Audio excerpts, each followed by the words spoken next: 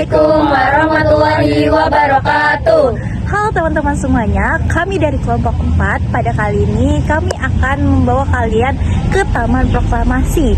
Nah, sebelum kalian menyaksikan video yang sudah kami buat, sekarang kami akan memperkenalkan diri kami terlebih dahulu. Perkenalkan, nama saya Atika Muji Ahmad dari absen 7. Perkenalkan, nama saya Devani Zarani dari absen 10. Perkenalkan, nama saya Rahel Ramadhani dari absen 26. Perkenalkan, saya Fidin Hapsari dari absen 34. Perkenalkan, nama saya Kaila Kanita dari absen 15.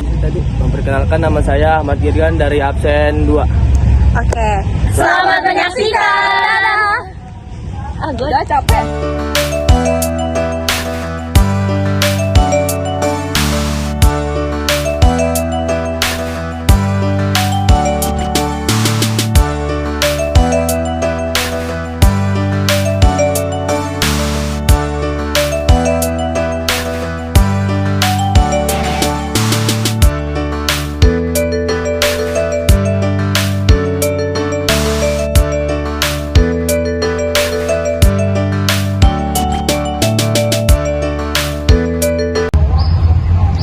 Saya Devani Zarani akan menjelaskan tentang lokasi Tugu Proklamasi.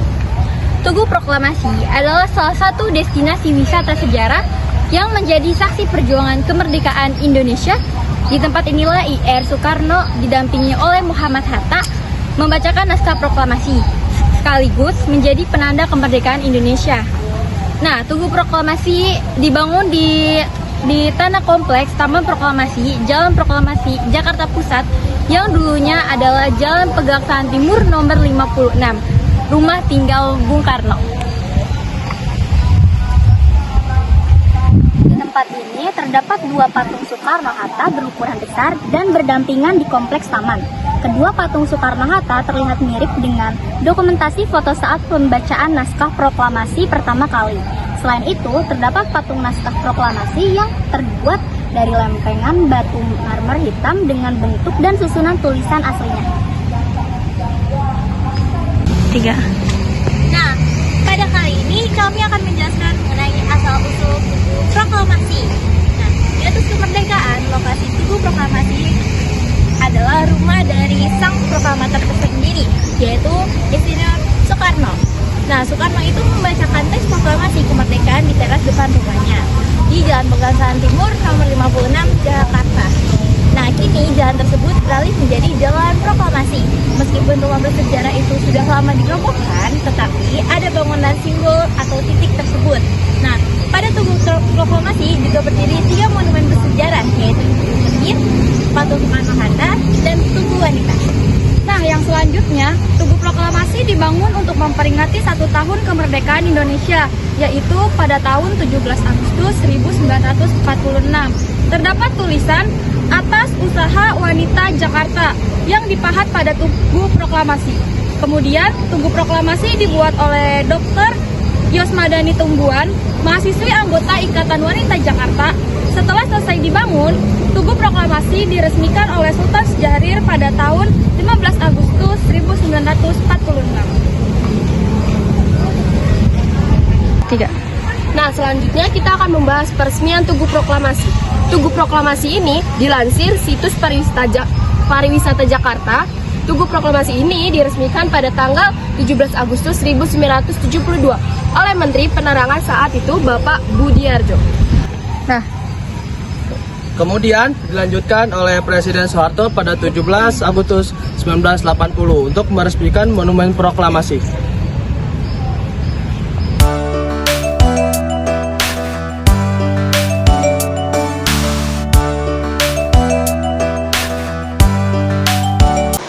Stasiun Jakarta Kota atau JAKK atau dikenal juga dengan nama Stasiun Beos merupakan stasiun kereta api terbesar yang ada di Indonesia.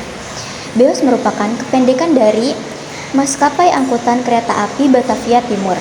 Nama lain ini untuk stasiun Jakarta Kota yakni Batavia Zuid yang berarti Stasiun Batavia Selatan.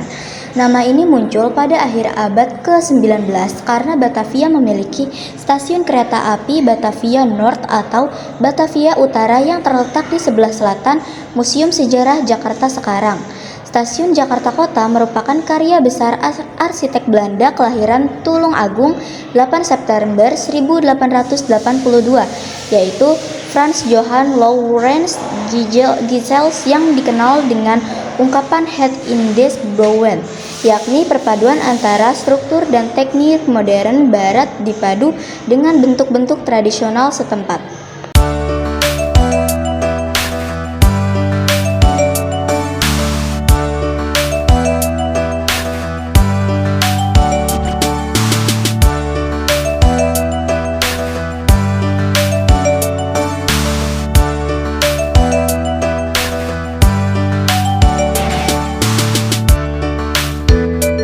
Gedung yang diresmikan pada 12 Januari 1870 itu awalnya digunakan oleh pemerintah Hindia Belanda untuk kantor Dewan Kehakiman pada Benteng Batavia saat pendudukan Jepang dan perjuangan kemerdekaan sekitar tahun 1944. Tempat itu dimanfaatkan oleh tentara KNIL dan selanjutnya untuk asrama militer TNI. Pada 10 Januari 1972, gedung dengan 8 tiang besar di bagian depan itu dijadikan bangunan bersejarah serta cagar budaya yang dilindungi. Tahun 1967 sampai 1973, gedung tersebut digunakan untuk kantor Wali Kota Jakarta Barat dan tahun 1976 diresmikan oleh Presiden saat itu Soeharto sebagai Balai Seni Rupa Jakarta. Pada 1990, bangunan itu akhirnya digunakan sebagai Museum Seni Rupa dan Keramik yang dirawat oleh Dinas Kebudayaan dan Permusiuman DKI Jakarta. Pada awalnya, nama yang digunakan untuk gedung ini adalah Balai Seni Rupa dan Keramik yang kemudian berubah menjadi Museum Seni Rupa dan Keramik.